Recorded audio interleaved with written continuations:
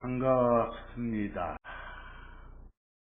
오늘 말씀의 제목이 스피릿의 정체를 밝혀라. 영어 스피릿에 해당되는 한국말, 다들 흔히 쓰는 한국말이 영이죠, 영. 성경을 읽다 보면 영이 들어가는 구절이 많은데 그 구절들을 독해할 때 거기 사용된 스피릿, 다시 말해 한국말로 영이 구체적으로 뭘 말하는 건지, 뭘 뜻하는 건지를 확실히 모르면 독해를 잘못하게 돼요. 오독하게 되죠. 그 결과 하나님이 전하고자 하시는 뜻하고는 엉뚱한 방향으로 흐르는 경우들이 많아요. 그래서 오늘 이 시간에는 이 성경이 말하는 스피릿, 곧 영이란 게 무엇인지를 성경을 성경으로 비교하면서 살펴보고자 합니다. 근데 우선 주제로 들어가기 전에 이미 선포된 몇 가지를 복습을 해보겠습니다. 오늘 복습 시간은 다른 때보다는 조금 더 길어질 수 있겠네요. 사도행전 11장 5절에 나오는 나라는 사람은 바울입니다. 근데 그 바울이 기도하고 있었다고 나오죠? 어디서요? 거기 요빠라는 도시에서 기도하고 있었다 이렇게 나옵니다.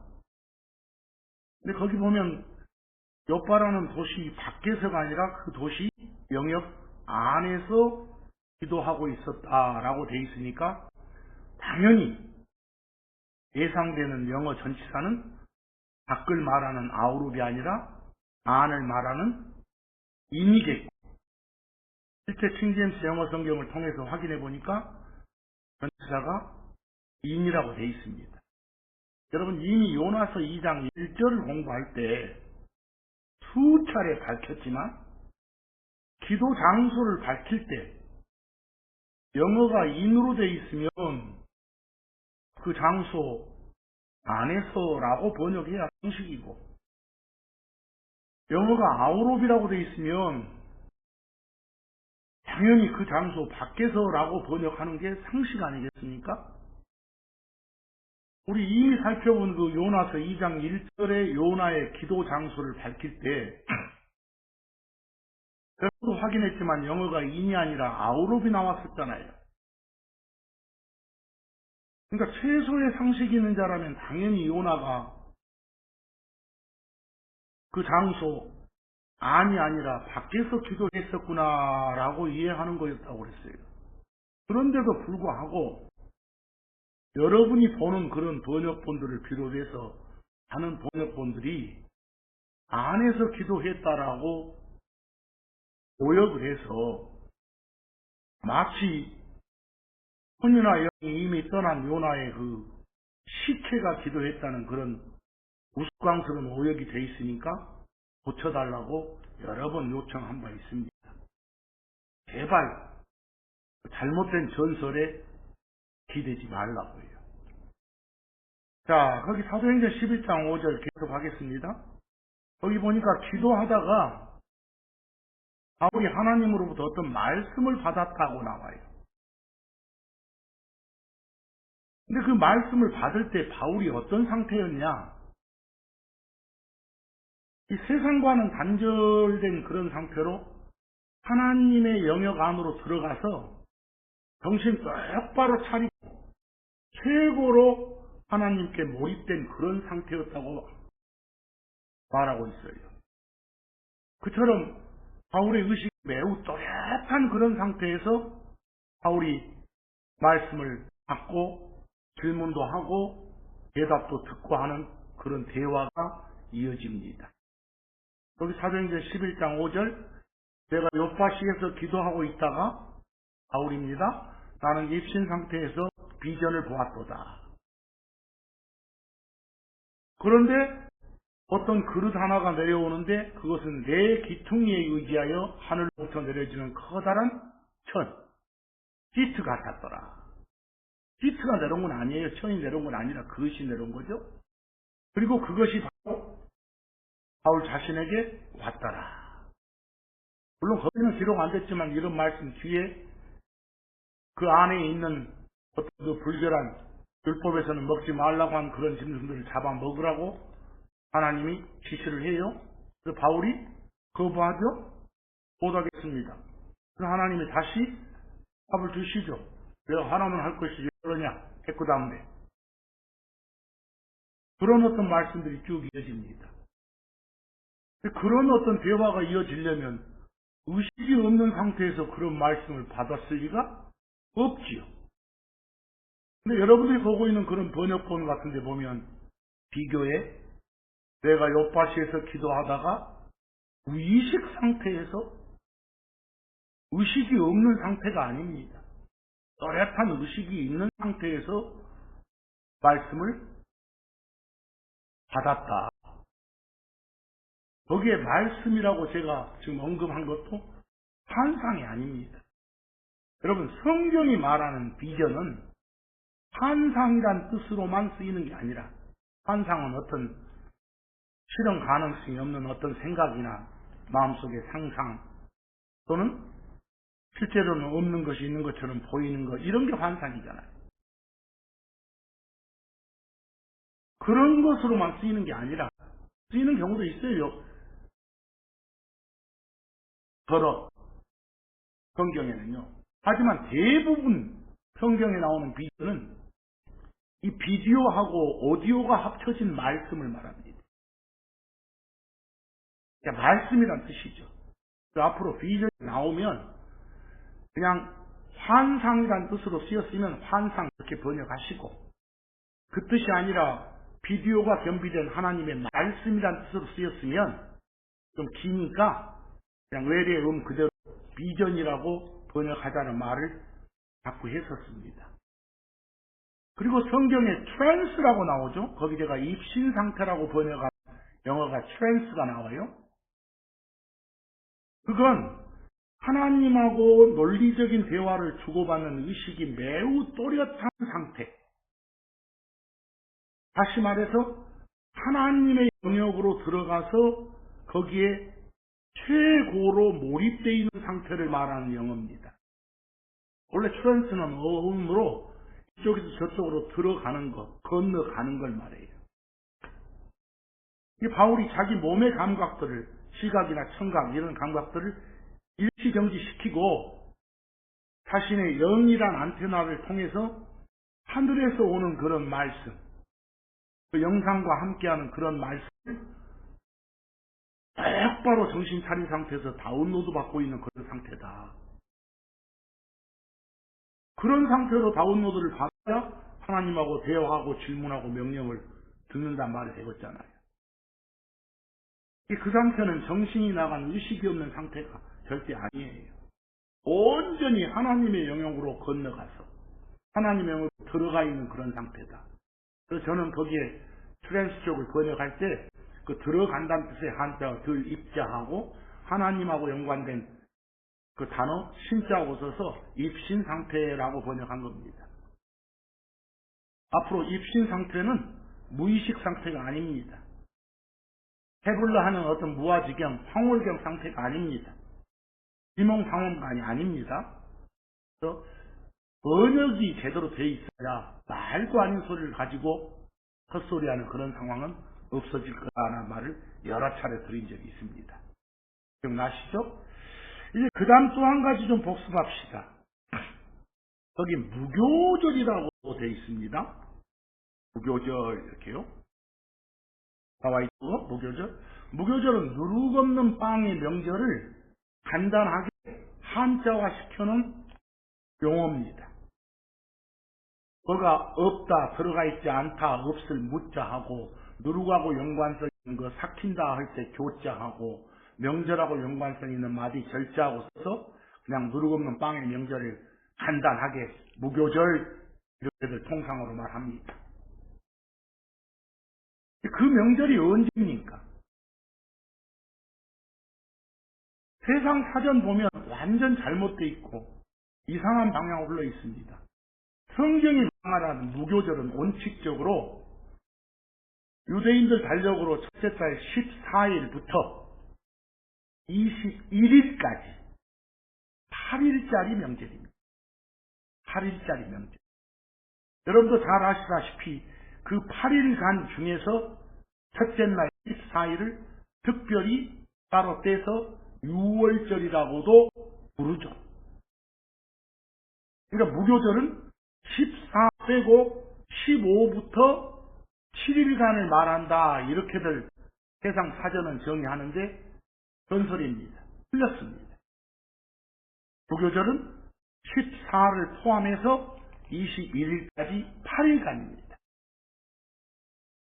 물론 간혹 가다가 누룩 없는 빵의 명절을 강조할 때 누룩 없는 빵을 먹는 쪽에 강조를 하면서 7일, 1회, 이 세븐데이스란 영어를 옆에다 주면서 15부터 21일까지를 무교절이라 하는 경우도 있습니다.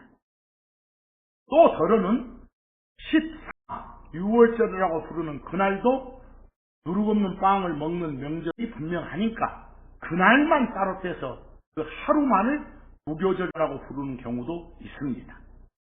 그러니까 주변에 6월절이라는 어떤 표현이 없거나 세븐데이스라는 표현이 없으면 무조건 무교절은 8일짜리구나 라고 이해를 해야 됩니다. 아시겠죠? 그 신명기 16장 16절을 보면 이미 말했지만 1년 중에 여러 명절 중에 세 명절을 콕 집어서 이 명절에는 반드시 모든 성인 남성들이 예루살렘에 올라와서 이 명절을 쇠라 라는 하나님의 명령이 있습니다. 반드시 예루살렘에 올라와서 쇠야 될 명절 세 개가 여름 시작쯤에 있는 무교절이 있고 8일짜리예요. 그 다음 여름 중간쯤에 있는 77절, 신약에서는 오순절이라고 부르죠. 그게 있고 그 다음 여름 끝, 겨울 시작 그 부분에 있는 장막절, 수장절이라고도 부르죠. 이 세 명절은 반드시 예루살렘에 올라와서 해야 될 명절이다라고 이미 소개한 바 있습니다. 자, 여기서 한 가지 이미 설명했던 거 복습 하나 합시다. 그 여름 중간에 있는 명절 77절을 어떻게 계산을 하죠? 우리가 이미 거기는 안 옮겨놨습니다만 레위기 23장 15, 16절을 보면 그 77절 계산법이 나왔잖아요. 여러분 아까 제가 무교절 하면 14부터 21일까지 8일간이라고 했죠.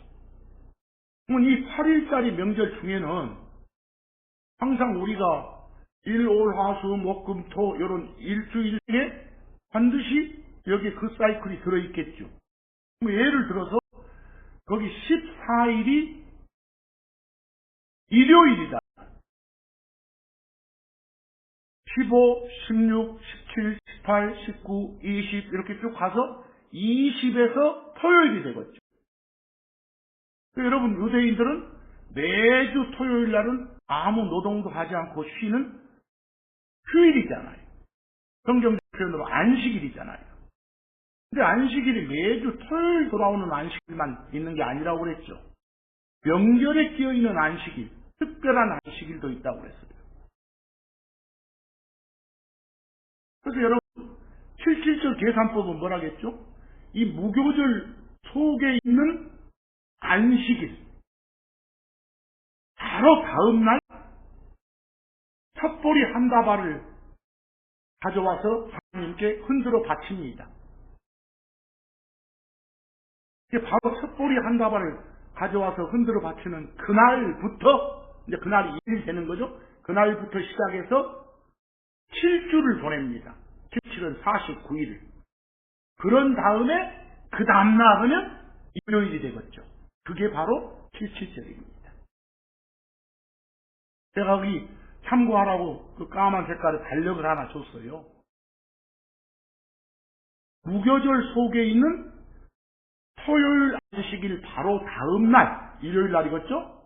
그날 첩보리 한 발을 흔들어 바칩니다. 거기서 시작해서 어째요? 7주를 보내고 나서 그 다음날 하면 다시 일요일 되겠죠. 그게 7.7절이다라고 말했습니다.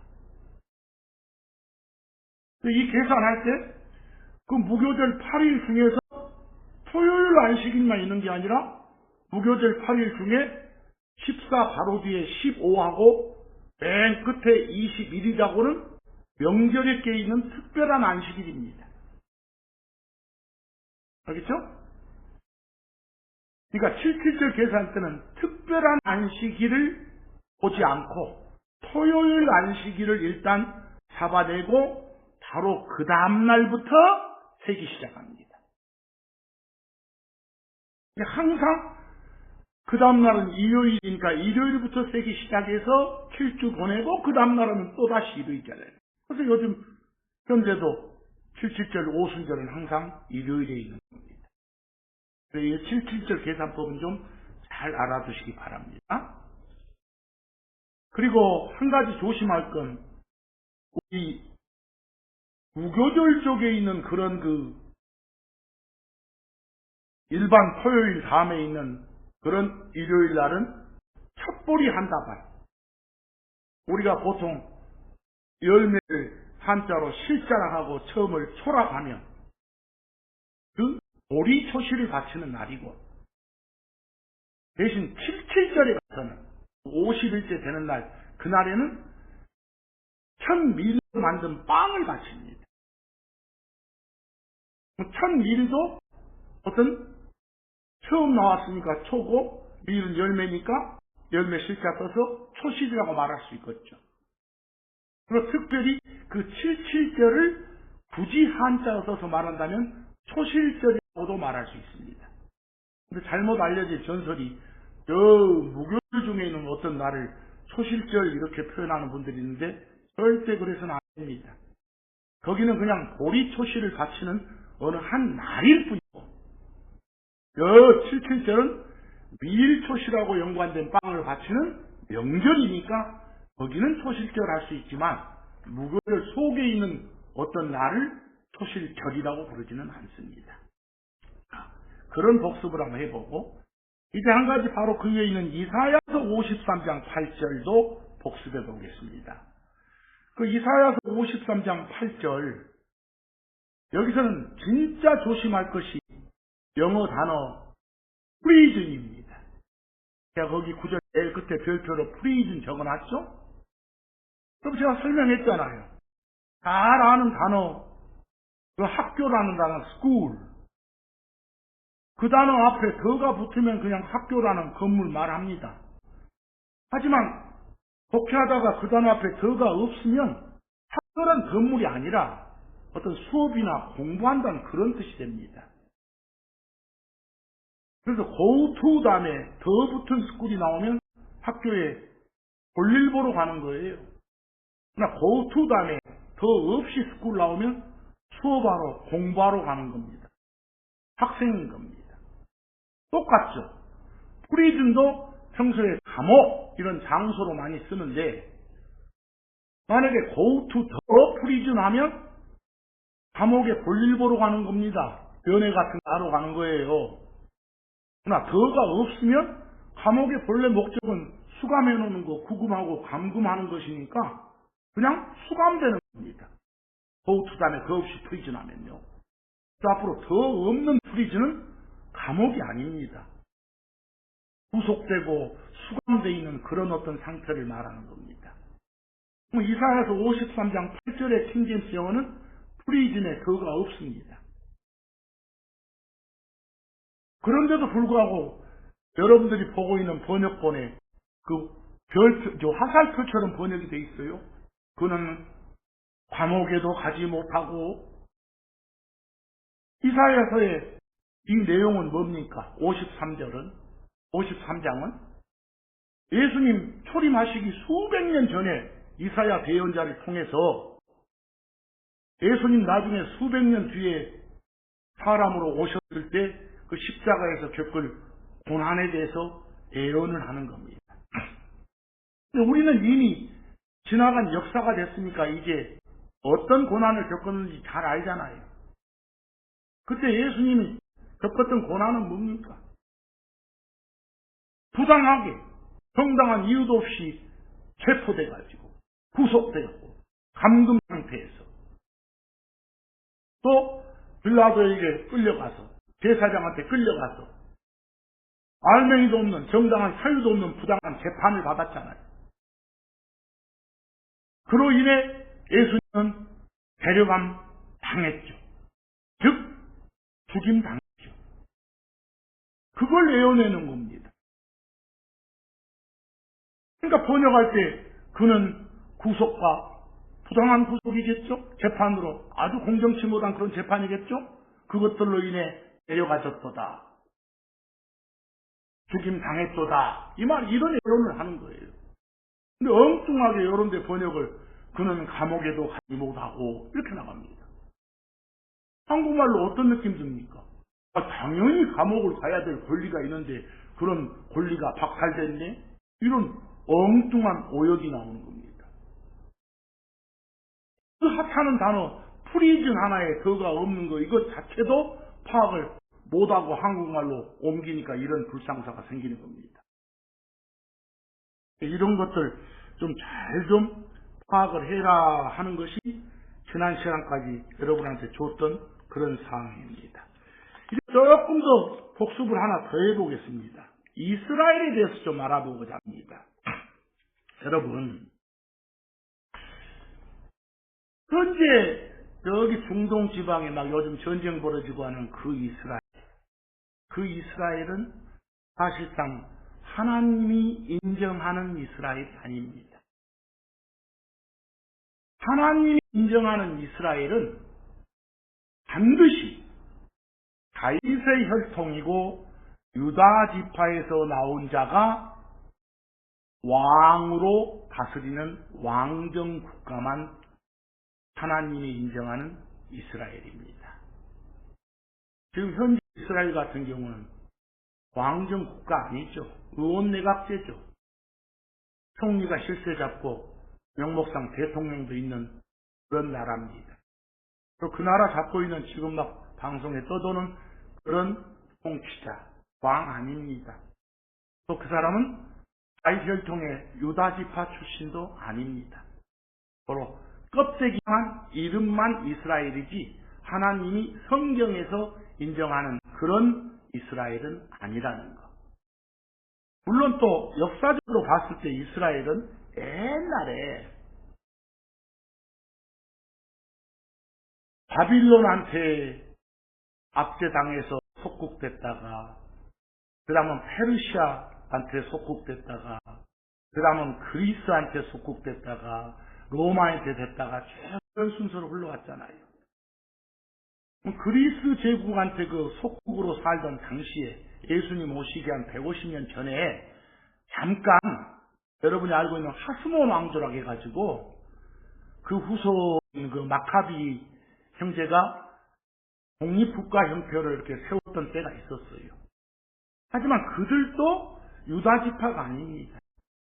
한 80년 통치했었는데 그들도 사실은 레위 지파였어요. 바로 그 이스라엘도 하나님이 성경에서 인정하는 그런 이스라엘은 아니라는 거 알아두시기 바랍니다. 그리고 현재 이스라엘은 답답한 것이 지금 이스라엘 인구가 우리 서울 인구보다 좀 더 많아 한 1000만 이상 되거든요. 그 중에서 98% 이상은 예수를 메시아 하나님으로 인정하지 않습니다. 반기독교 국가입니다.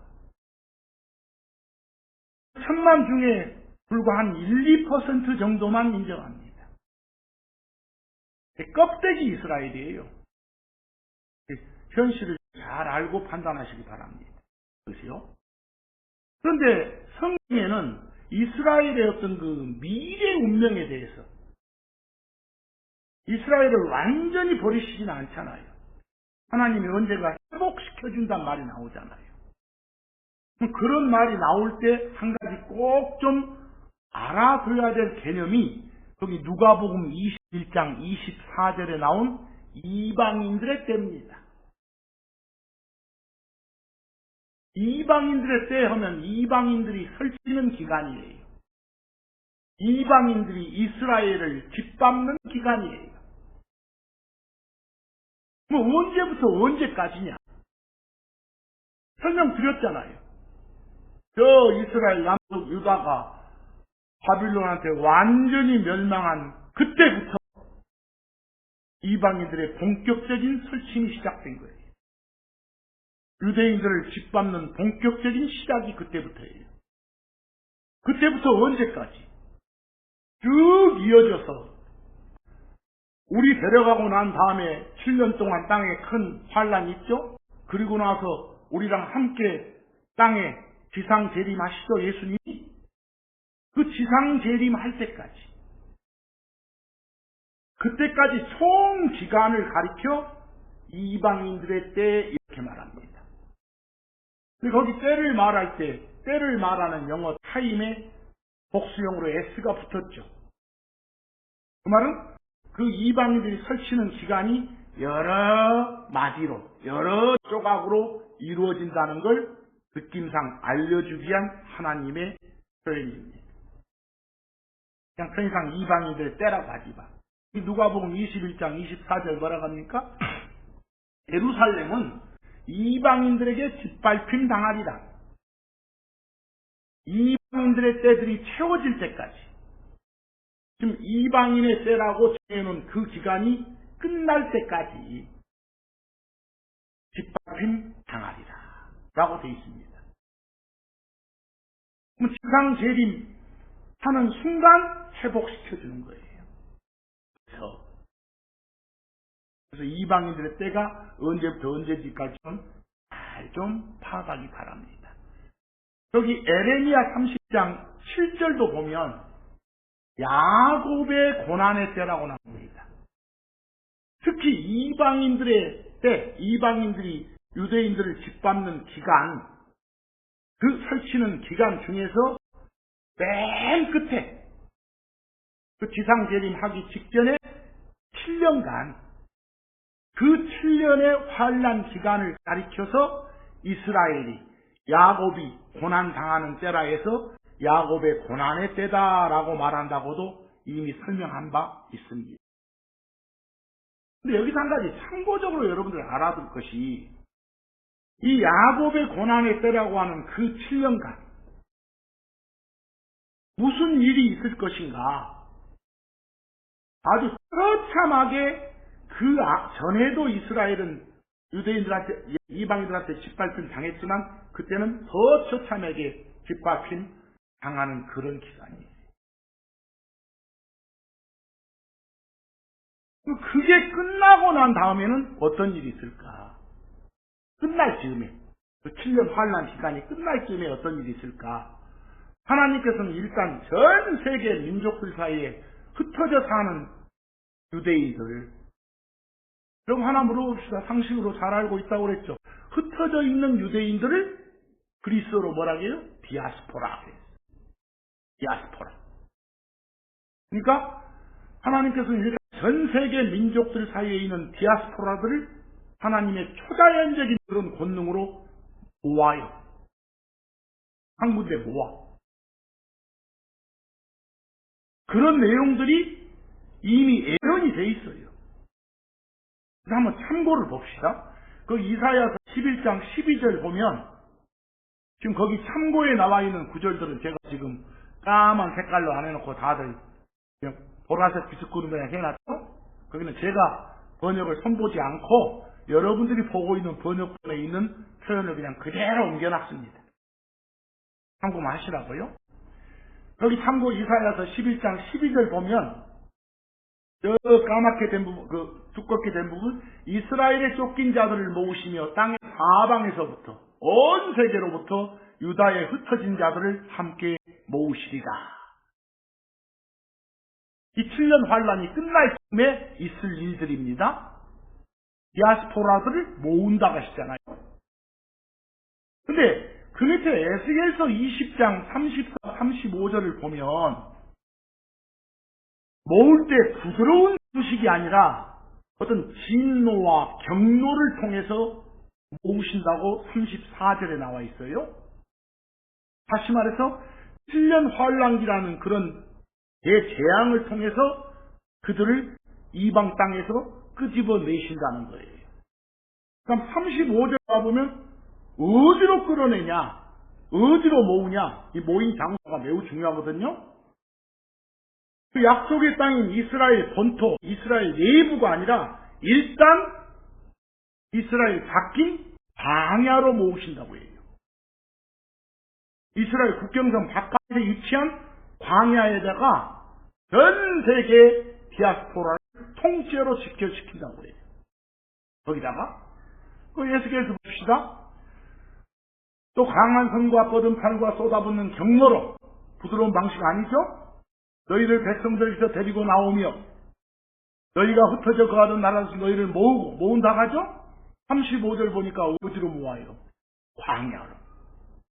일단 이스라엘 본토로 모으는 건 아닙니다. 이스라엘 경계선 밖에 있는 광야로 모은다는 거예요. 그리고 거기서 심판하는 거죠. 거기서 이제 알곡과 가라지를 구별하시겠죠. 이 구절들을 보면 이스라엘의 광야로의 그 소집이 디아스포라를 광야로 모집하는 게 결코 막 축제 현장은 아니잖아요. 환영식 하고 하는 그런 것은 아니잖아요. 지금 이스라엘 본토에, 이스라엘 왕국에 들어가기 전에 우리가 그 검문소 통과하듯이 바리케이드 딱 치고 통과시키는 그런 엄숙한 심판의 과정임을 알려주고 있잖아요. 이제 그 다음 단계로 광야에다 가득 모아놓은 전 세계 디아스포라들을 향해서 에스겔서 20장 37절로 가보면 하나님께서는 검문을 시작해요. 전 세계에서 모인 모든 디아스포라를 한 명씩 한 명씩 그 심판의 막대기 아래로 통과시킨다고 나왔어요. 37절에 그들이 메시아 예수님을 향한 진짜 회개가 있는지 전수조사하는 거예요. 여러분, 옛날 그 양치기들, 목자들이 양들을 한 마리씩 한 마리씩 그 전수조사하던 그런 방식을 쓰는데, 옛날에 목자들은요, 저녁에 그 양들을 우리에 넣을 때 그 우리 문 앞에다가 막대기를 가로로 낮게 딱 해놔요. 그리고 양들을 한 마리씩 한 마리씩 그 밑으로 기어들어오게 해요. 천천히. 그러면서 양의 몸을 샅샅이 검사해서 병든 놈, 상한 놈, 또 자기들 양이 아닌 놈을 골라낸 거예요. 이런 식이에요. 그래서 에스겔서 20장 37절 내가 너희를 막대기 아래로 지나가게 하겠다. 정수조사하는 거예요. 검문하고 심판하는 거예요. 그 다음 이 심판의 결과가 그 밑에 에스겔서 20장 38절입니다.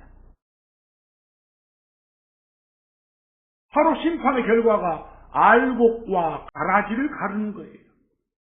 전 세계에서 일단 다 부르기는 하셨지만 그 모인 무리 중에서 끝까지 회개하지 않고 완악한 상태로 반역자들이 있단 말이에요. 그놈들은 바로 거기서 컷오프 시키는 거예요. 숙청시키는 거예요.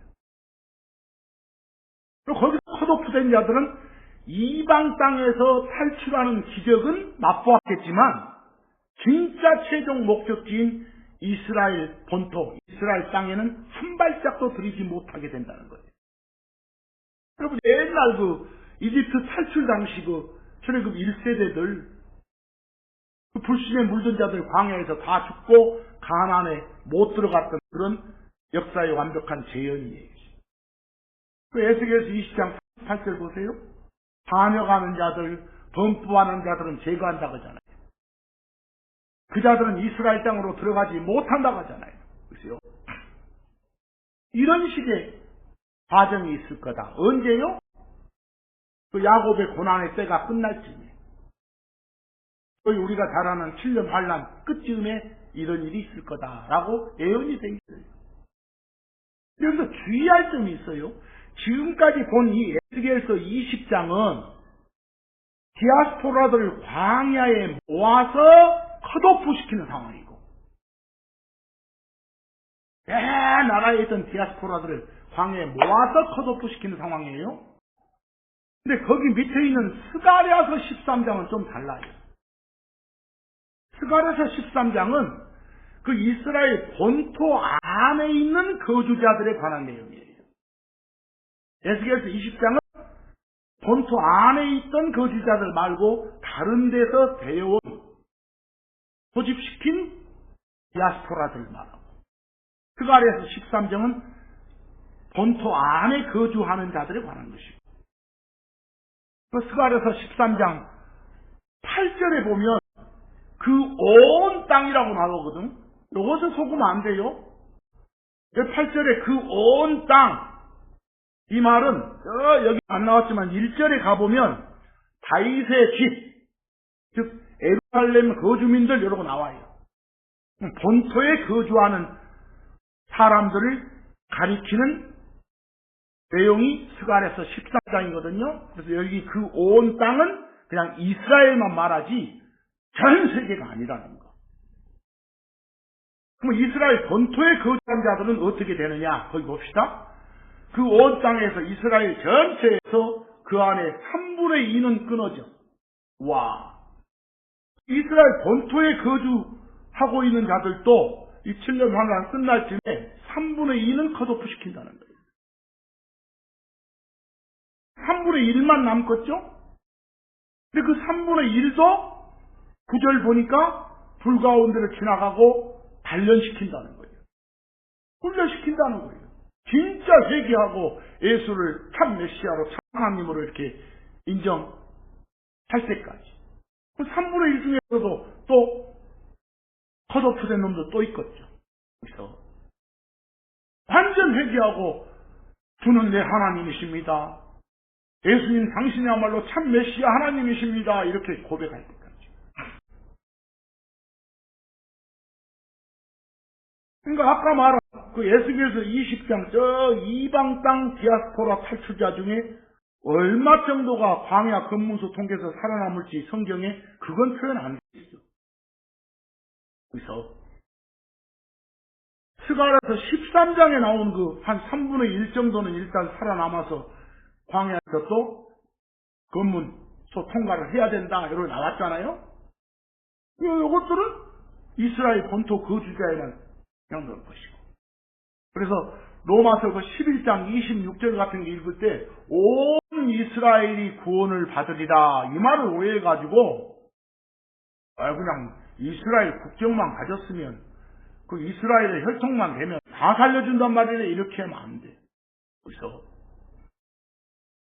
일단 하나님의 무서운 그 두 줄기 심판 노선이 있잖아요. 본토 거주자도 심판하고 디아스포라를 심판하고 이 두 심판이란 강력한 깔때기를 통과해서 최종적으로 걸어진 남은 자들, 그걸 여기 온 이스라엘 그런 것이에요. 최종적으로 남은 자들, 최종 생존자는 이스라엘 본토 땅을 받고 그 다음에 예수님이 왕으로 천년간 다스리는 왕국 백성으로 소속되는 거예요. 로마서 9장 27절 끝에 남은 자만 구원을 받으리라 이 말이나 온 이스라엘 구원을 받으리라 이 말은 본 각도가 똑같은 말이에요. 이런 말들을 좀 잘 알고 이것들이 지금 이스라엘의 지금까지 말한 것이 현재 상황과 이스라엘의 앞으로의 운명이에요. 지금 저 있는 이스라엘 가지고 뭐라고 하지 말고 우리 한국 사람들은 그냥 이스라엘만 나오면 와 하지 말란 소리예요. 정확하게 판단하시고 그들에게도 뭔가 예수님을 참 하나님으로 알 수 있는 그런 기회가 될 수 있도록 자꾸 우리가 제공을 해줘야겠죠. 자, 이제 본론으로 들어가서 요한일서 2장 18절 봅니다. 여러분, 어린 자녀들아 할 때 여기에 여러분과 저도 포함됩니다. 지금은 마지막 때입니다. 우리가 살고 있는 이 시대를 마지막 때라네요. 그리고 나서 적그리스도가 오리라. 그리스도 예수님을 대적하는 그런 자가 오리라 함을 너희가 들어온 것 같이 지금도 많은 적그리스도들이 있느니라. 예수님을 대적하는 자는 다 적그리스도예요. 적그리스도와 부르는 특정 한 개인만 적그리스도라고 한 게 아니라 그자도 적그리스도, 또 그자를 따르면서 예수를 부인하고 부정하는 자들은 다 적그리스도들이에요. 불신자들 다 적그리스도들이에요, 사실. 근데 여기에 지금 마지막 때란 말이다. 마지막 때. 지금이 마지막 때니까 정신 똑바로 차리자. 예수님 오셔서 새로운 시대를 열기 전에 시대다 이 말이겠죠. 마지막 때니까. 근데 성경이 말하는 마지막 때는 예수님 그 첫 번째 오셨을 때부터 앞으로 다시 오실 때까지를 말해요. 근데 이 폭이 조금 다르죠. 우리 크리스천들 입장에서는 이 마지막 때 끝이 초림부터 예수님 공중 재림까지를 말할 것이고, 우리가 아닌 자들 입장에서는 마지막 때가 지상 재림까지를 말할 것이에요. 마지막 때란 말을 좀 잘했어요. 경고를 주고 있죠. 근데 디모데전서 4장 1절을 가보면 좀 표현이 달라요. 마지막 때는 마지막 때인데 우리 마지막 때 초림과 재림 사이 중에서도 재림 쪽에 가까운 쪽, 이건 후반부죠. 후반부. 그래서 그 마지막 때를 말할 때 아까 말한 요한일서 2장 18절에서는 영어로 The last time를 놨어요. last, 마지막 이렇게. 근데 디모데전서 4장 1절에는 그 마지막 때를 말할 때 영어가 last 대신에 latter를 써놨어요. L-A-T-T야. 이건 후반부를 말하는 영어예요. 마지막 때의 후반부에 이렇게 번역해야 더 정확하지. 지금 우리가 살고 있는 지금에다가 초점을 맞추는 표현이구나. 근데 어떤 경고가 주어집니까? 마지막 때의 후반부에는 일부가 믿음에서 떠난대. 배교한대. 하나님한테 등 돌린대. 그래가지고 어쩐데? 미혹하는 영들 곧 마귀들의 교리들의 주의를 기울이라라고 지금 예언해주고 있어.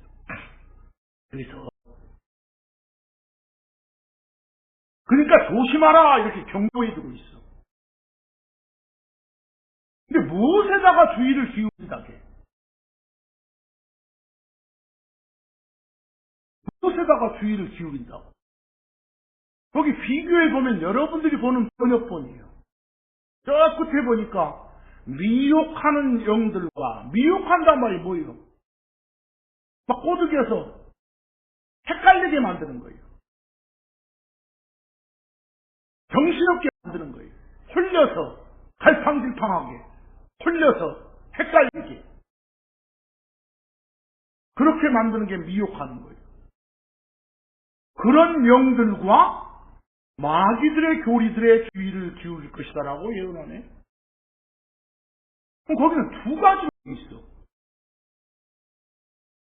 하나는 미혹하는 영들의 주의를 기울이게 될 거다라고 경고하고 있고, 또 하나는 마귀 교리들의 주의를 기울이게 될 거라고 경고하고 있고. 뒤쪽은 알 것 같아. 마귀들의 교리 그러면 잘못된 가르침이죠. 사기죠. 거짓이겠죠. 하나님의 가르침이 아닌 걸 말하겠죠. 진리가 아닌 오류를 말하겠죠. 그런데 귀가 솔깃하게 될 것이다. 그래가지고 믿음에서 떠나게 될 것이다. 그래가지고 배교가 될 것이다. 이 말은 알지만 앞쪽 미혹하는 영들한테 주의를 기울일 것이다. 뭐 영적 세계의 유경을 따라간단 말이요? 그런 뜻 아니요.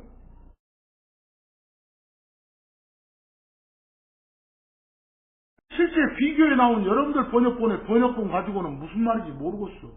오묘해진단 말이요. 근데 디모데전서 4장 1절을 그냥 기본 영어에 입각해서 번역하면 바로 거기 있는 거예요. 미혹하는 영들, 곧 다시 말해서 마귀들의 교리들 그랬어.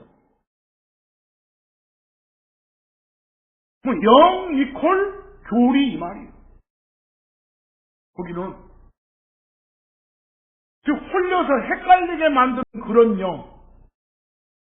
그 영이 뭐냐? 다시 말해서 마귀들이 주는 그런 교리, 그런 가르침, 그런 말.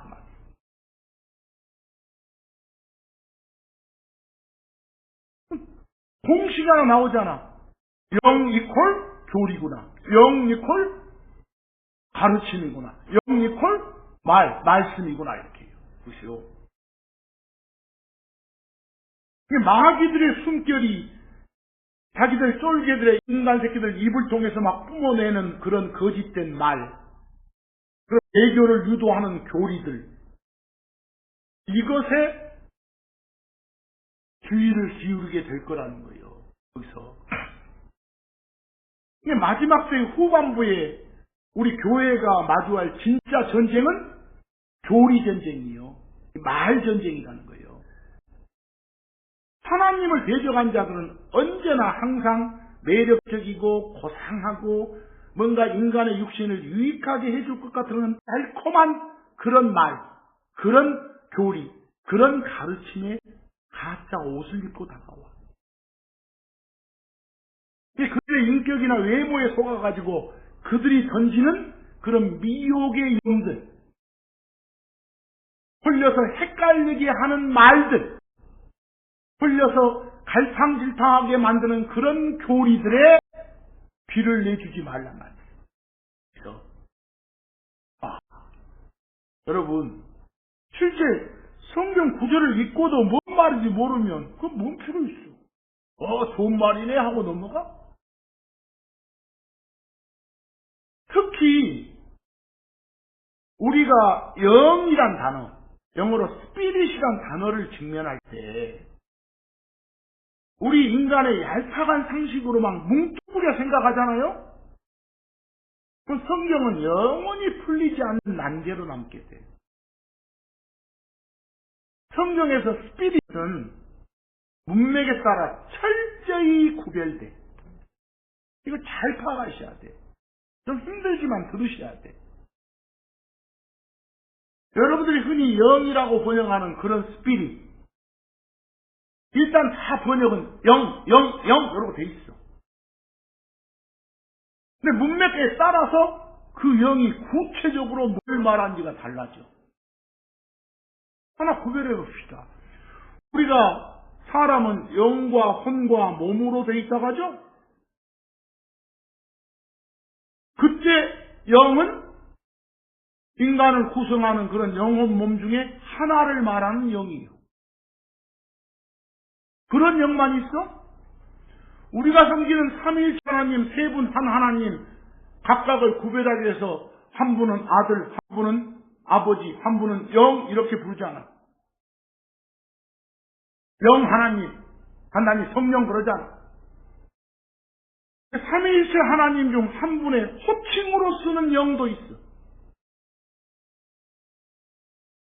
영이 나오면 영혼 몸의 영이냐, 하나님의 호칭으로서의 영이냐 알아야 되겠잖아요. 둘 다 영 이러고 돼 있으면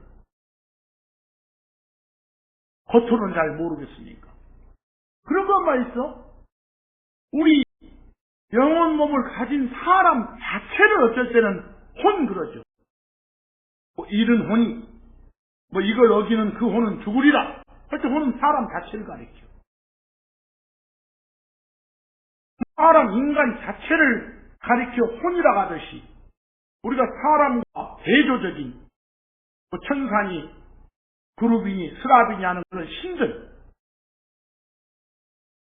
그런 신을 가리켜 영이라고도 해. 여기서 부정한 영 하면 부정한 신이요. 여기서 신. 나중에 영이 나오면 영혼 몸 중에 하나를 말한 영이냐, 하나님의 호칭인 영이냐, 뭐 신을 가리키는 영이냐 알아야 되겠죠. 그런 영만 있나요? 그냥 어쩔 때는 기운이 쏟네, 막 온기를 회복했네, 정신 차렸네. 우리 온유한 영 할 때는 온유한 마음 말이야. 그 기운, 온기, 정신, 마음, 이걸 말하는 영도 있어. 그냥 편하게 기운, 온기, 정신, 마음 이렇게 번역하면 오히려 더 편할 텐데 그 자리에도 영어로는 스피릿이니까 그냥 번역은 영이라고 하는 것이에요. 여기 영은 구체적으로 이걸 말하는 영이구나 알아야 돼. 그런 것만 있나요? 더 나아가서 원래 영어 단어 스피릿에 그 SPIR이 들으면 다 숨 쉬는 거라고 연관됐어. 가장 어적인 기본 뜻은. 그러니까 어떤 숨이나 바람 이런 걸 뜻하는 영도 있어. 어떤 영은 그냥 숨, 호흡 이런 뜻의 단어예요. 그러면서 더 나아가서 여러분, 우리가 하는 말 봐봐, 말. 하나님의 말 봐봐, 말씀. 다 숨 쉬어서 나오는 그것의 열매고 결과물이 말이고 말씀이고 교리예요. 가르침이에요. 이게 스피릿은 확장하면 어떤 숨이나 호흡이란 뜻 말고도 거기서 나오는 열매, 거기서 그것의 결과물인 말이나 말씀이란 뜻도 있어. 근데 그 뜻일 때도 성경은 그냥 영이라고만 흔히 번역을 해놔. 어렵죠? 그럼 앞으로 스피릿, 영이 나오면 도대체 구체적으로 뭘 말하는 거야? 이걸 알아야 돼.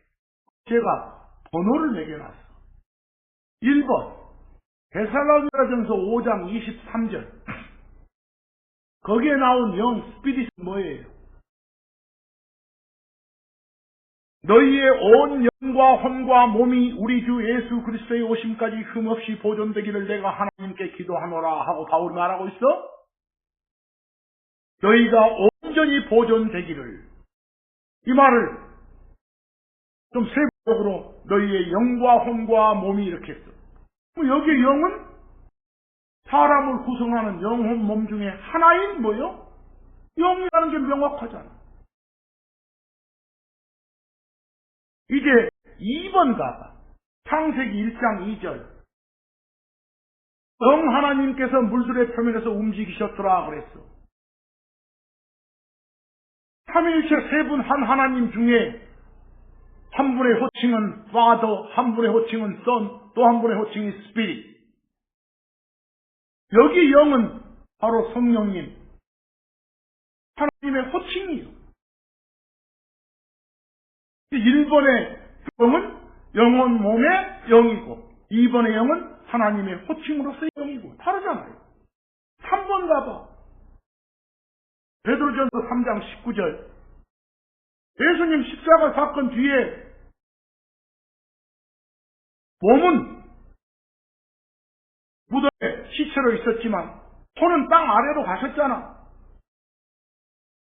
저 땅 아래 감금되어 있는 그 영들한테 가서 승리를 선포하셨잖아.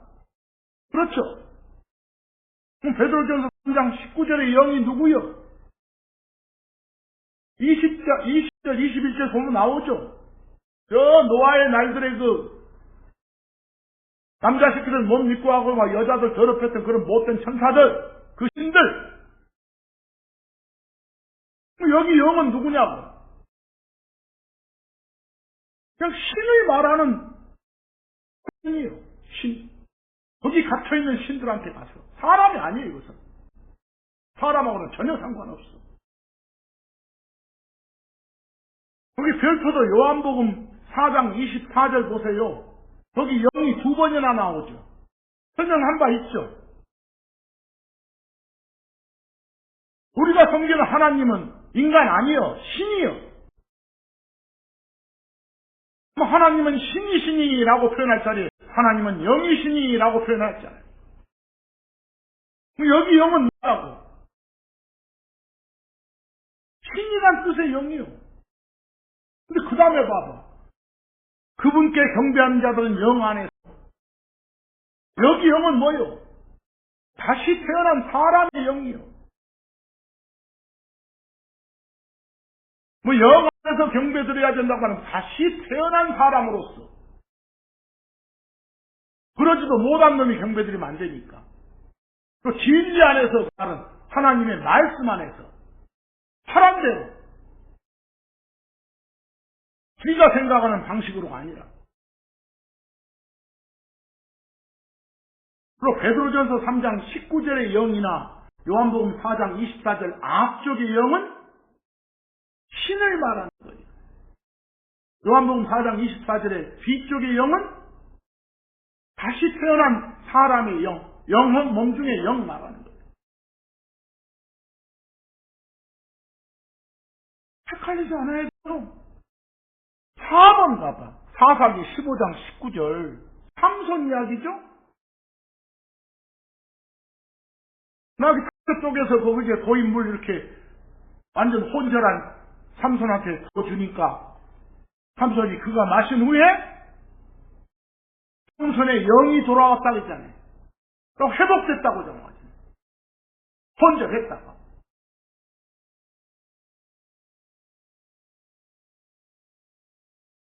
죽은 건 아니죠.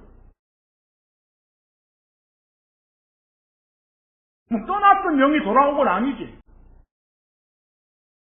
영혼 몸의 영은 아니지. 그럼 여기 영은 뭐예요?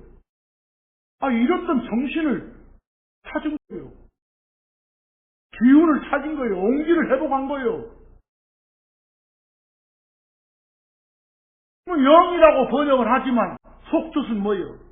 정신이고 온기지.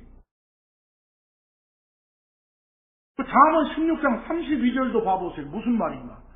분노하기를 더디하는 자는 용사보다 더 낫고 자기의 영을 다스리는 자는 분노하는 것은 마음 상태죠? 자기 영을 다스리는 자는 그랬어.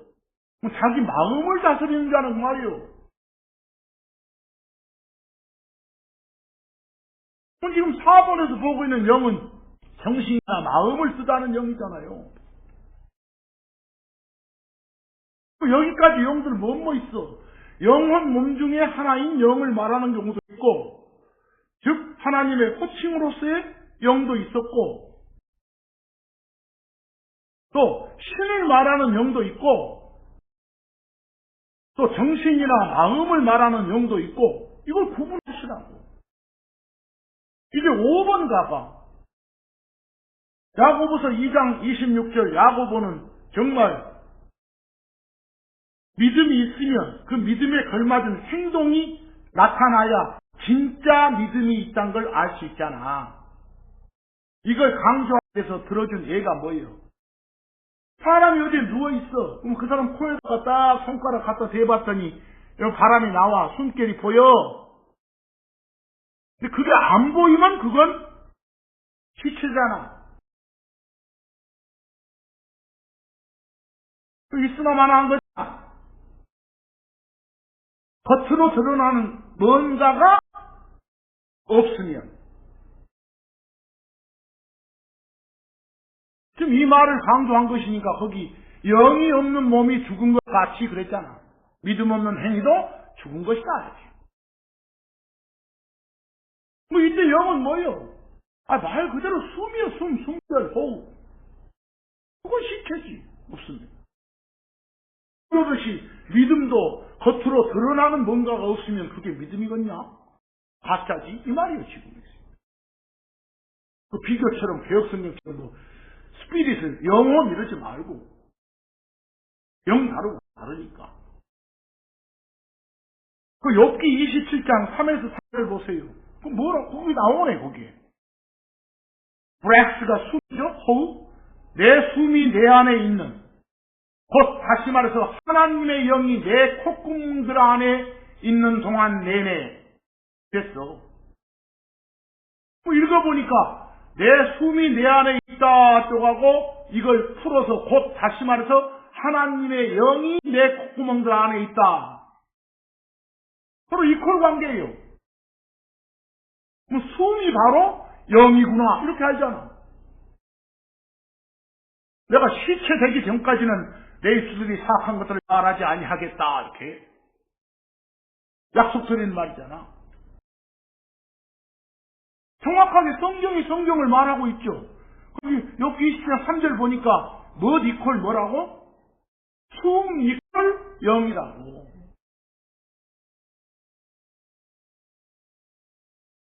영은 숨, 호흡. 때로는 더 확장해서 그 숨의 열매, 숨의 결과물인 말씀, 교리, 가르침 이런 뜻이 있다고. 6번 가봐. 여기를 잘 보셔야 돼. 오늘 말씀 핵이 이것이요. 요한복음 6장 63절. 예수님 말씀이세요. 예수님이 직접 가르쳐 주는 거예요. 살리는 것은 바로 영이니라. 영이 살려준대. 영이 생명을 준대. 이 영이 뭐요? 하나님의 숨이고 호흡이요. 하나님의 숨이 호흡이 들어가면 그걸 받아들이는 쪽은 숨을 가지니까 생명을 갖는 거지 그것이. 숨이 있는 게 생명이고 없는 게 죽음이니까. 그 다음 봐봐 뭐라 한가 이 말이 어려울 것 같으니까 내가 너희에게 고하는 말들 하나님이신 예수님이 우리한테 하시는 그런 말이 그것들이 뭐라고? 영이고 그랬어. 직접 풀어주자네. 말, 콜 영이라고. 그대로 써지자네. 그 말이 생명이니라. 그 말이 들어가면 숨 쉬니까. 숨 쉬는 게 생명이니까. 요한복음 6장 63절에서 나온 공식이 뭐예요? 거기 나온 영이 뭐라고? 말을 영이라고 한다고. 말을. 말씀을. 가르침. 교리를. 이걸 잘하면 쉽다고. 우리 말씀으로 다시 태어난다 이러죠. 그 속에 하나님의 뭐가 들어있어? 숨이 들어있으니까.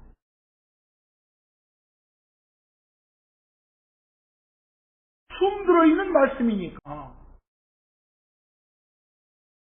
숨결의 결과물인 말씀이니까. 요한복음 6장 63절에 살리는 것은 바로 영이니라 할 때 영은 뭐라고? 하나님의 말씀이라고요. 그래서 그걸 거기서 모를 것 같으니까 바로 뒤에서 풀어주시잖아. 내가 너희한테 구하는 이 말들 이게 뭐다? 영이다 이렇게. 아까 봤던 디모데전서 4장 1절 이제 확인해봐. 마지막 때 후반부가 되면 지금 이때를 말해 일부가 믿음에서 떠난다요. 그래가지고 미혹하는 영들한테 주의를 기울게 된대. 이 영이 뭐예요? 말이지 말. 교리고 가르치기. 모를 것 같으니까 바로 뒤에다가 이 영이 뭐냐면 다시 말해서 마귀들의 교리를 말한다. 교리 이렇게 하잖아. 이걸 만약 독해를 못하면 교리 국어가 안 되는 거지 국어가. 여기까지 보니까 앞으로 스피릿 영 나오면 그냥 번역은 영 하지만 속 느낌이 딱 와야 돼. 아, 여기 영은 영혼 몸 중에 하나를 말하네. 아, 여기 영은 하나님의 호칭이네. 아, 여기 영은 신을 말하네. 아, 여기 영은 정신이나 마음을 말하네. 아, 여기 영은 숨이나 호흡을 말하네. 아, 여기 영은 숨의 결과물인 어떤 말이나 말씀, 도리를 말하네. 여기까지는 와주란 말이에요. 이게 뭐가 어렵습니까? 이게 안 되는 거예요.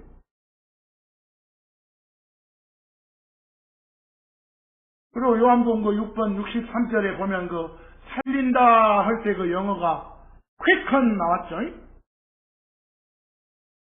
1611년 당시 어휘로는 살아나게 하고 생명을 준다는 뜻이요. 요즘 현대형에서 막 빨라진다, 빠르게 하다, 여러 신속 이런 뜻도 있지만 그 뜻 아니에요. 성경에 퀵이나 quick는요.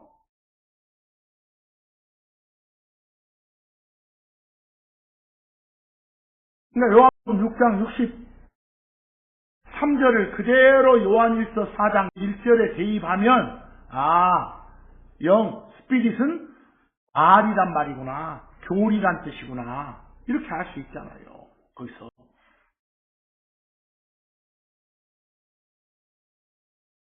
이 공식을 잘 좀 기억하라고. 자, 이게 됐으면 이제 요한일서 4장 1절을 알아먹을 수 있어요. 요한일서 4장 1절을 잘 보세요. 요한일서 4장 1절을 주면 뭔 말인지 모르는 사람들 많네. 거기 가보면 영들을 검증하라고 나와. 영들을 시험하라고. 영들을 다 무조건 받아들이지 말고 검증하라고 나온다니까? 무슨 말일까, 그 말이?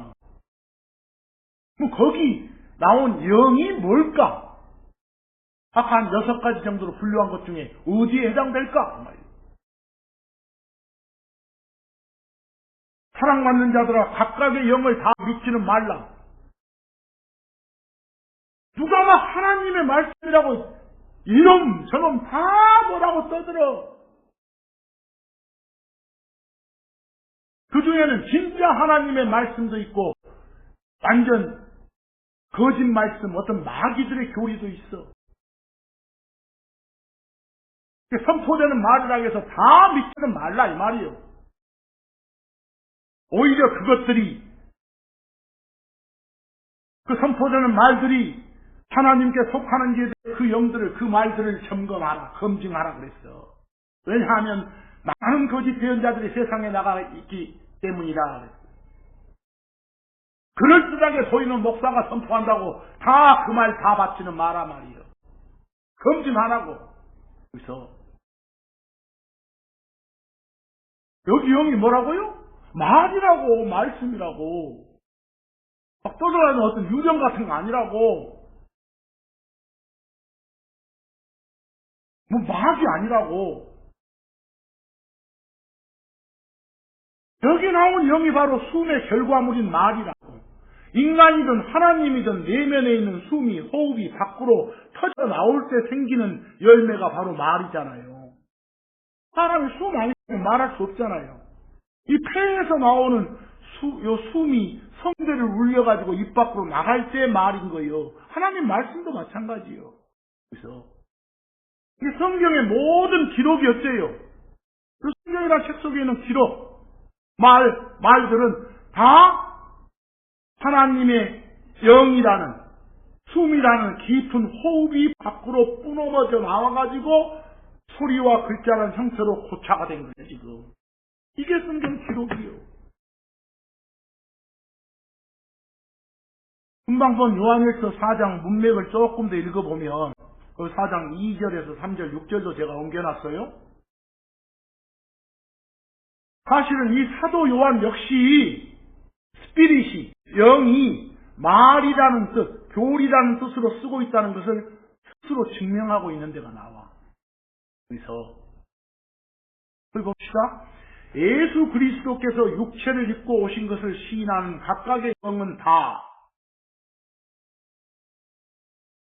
예수 그리스도께서 육체를 입고 오신 하나님이다. 이런 내용을 담고 있는 말은 다, 이 말이에요. 글쎄요? 그런 교리는 다 하나님께 속하느니라. 예수 그리스도께서 육체 안에 오신 것을 시인하지 아니하는 각각의 영은 다 예수 그리스도의 그 성육신을 부정하는 내용의 말은 다, 이 말이에요. 그런 교리는 다 하나님께 속하지 아니한다. 말이고 교리라니까? 그것은 적그리스도의 그 영이니라. 적그리스도의 그 말이고 그 가르침이고 적그리스도가 펼치는 그런 교리니라, 이 말이죠. 6절 가봐. 거기 나오네. 우리는 하나님께 속하느니라. 하나님을 아는 자는 우리를 듣고 하나님을 아는 자는 우리를 듣고 우리가 선포하는 그런 말을 듣고 말이에요. 그런 교리를 듣고 하나님께 속하지 않은 자는 우리를 듣지 않으니라. 우리 말을 듣지 않으니라. 이로써 우리는 진리의 영과 오류의 영을 알아. 아, 이건 진리의 말씀이구나. 진리의 교리구나. 아, 이건 오류, 아주 틀림이 들어있는 그런 말이구나. 그런 교리구나. 가짜 가르침이구나. 이걸 안다고. 진리의 영이 뭐라고요? 진리 그 자체인 말씀이요. 진리를 담고 있는, 진리를 가지고 있는 그런 진리에 속한 그런 말. 오류의 영이, 오류에 속한 말이라고. 그래서 말이나 말씀, 교리, 가르침 이런 뜻으로 쓰이는 영이 많다고. 근데 그런 영이 뭔 영인지를 모르니까 도대체 이해가 되겠어요? 그 디모데후서 3장 16절 보세요. 그 성경이나 책 속에 적힌 단어들은 다, 모든 기록은 다 하나님이 숨 넣어주심에 의해서 주어져 있도다라고 돼 있어. 거기 영어가 인스퍼레이션 할 때 안에다가 속에다가 라는 영어가 in이고 스퍼 이러고 나가면 숨이요. 호흡, 스피릿하고 같은 거예요. 그것이. 뭐 인스퍼로 나니까 안에다가 숨을 넣었다 이거 말이에요. 숨결이 들어갔다 그 말이에요. 뭐 숨결이 들어간 결과물 말이겠지. 기록은. 그러니까 살아있는 말씀 이러고 보잖아요. 인스퍼레이션을 통한 열매니까 그게 기록이니까. 여기서 기록이 말이고 기록이 교리죠. 그 내용이 가르침이죠. 그건 결국은 스피릿의 결과물이구나. 어떤 숨, 호흡, 넣음의 결과물이구나. 열매구나. 그런 걸로 봐서 당연히 앞으로 모세는 스피릿 나오면 여러 가지로 번역하라고. 영어는 그냥 표현하지만 여기 나온 영혼 몸 중에 영을 말하네? 하나님의 호칭 말하네? 어떤 정신이나 마음을 말하네? 숨이나 호흡을 말하네? 여기 영은 숨이나 호흡의 결과물이 말을 말하네? 이렇게. 맨 마지막에 진짜 안 된다고. 그래서 마지막으로 한두 구절만 더 끝냅시다. 그 적그리스도 나왔죠? 적그리스도? 적그리스도는 나중에 7년 환란기 때 나타날 특정 인물도 적그리스도라고 하지만 그런 특정 한 개인 인물만 적그리스도가 아니라 지금 이 시대에도 예수님 부인하고 부정하면 다 그놈은 뭐다? 예수님 대적하는 자니까 적그리스도라 부를 수 있어.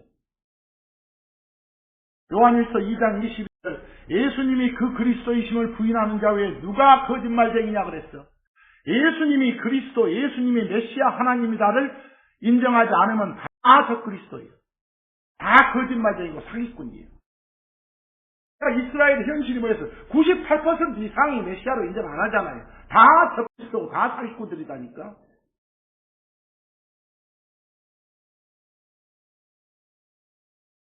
아버지를 그리고 아들을 부인하는 그자가 적그리스도니라. 예수님이 아들이라 불리는 하나님이시란 사실 이거 인정 안 하면 적그리스도라니까. 요한 2서 7절 이는 속이는 자들이 안에 많이 들어와 있기 때문이라. 그들은 예수 그리스도께서 육체 안에 오신 것을 인정하지 아니하느니라. 자꾸 인정하지 않으면서 자꾸 사기치고 거짓말을 퍼뜨리잖아요. 오류의 영을 전달하잖아요. 뭐 오류의 영을 전달하다 말은 오류의 말을 전한다고 말이요. 오류의 교리를 설파하고 다니고 자빠졌다고 말이요. 그런 자가 속이는 자고 적그리스도니라 라고 되어 있죠. 그런 말들은 잘 좀 보시고.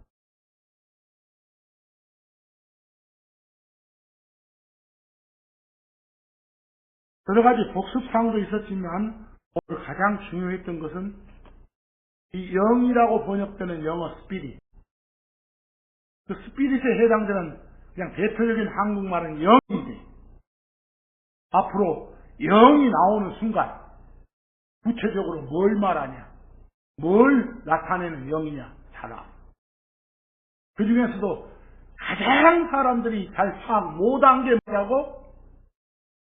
요한복음 6장 63절을 통해서 하나님이신 예수님이 직접 내려준 정의가 내가 지금 너희한테 이렇게 구하는 말 자체가 영이야. 말 이퀄 영, 교리 이퀄 영, 가르침 이퀄 영. 이 영파악 자체다. 그 영이 안 되니까 그 요한일서 4장 같은 게 읽을 때, 디모데서 같은 게 읽을 때 난리가 난다고. 아시겠죠? 그 한 가지만 오늘 여러분들이 똑바로 아시면 오늘 말씀 효과가 있는 겁니다. 스피릿의 정체를 밝혀라라는 제목에서 정체를 밝힌 게 맞습니다. 오늘 말씀 여기서 마칩니다.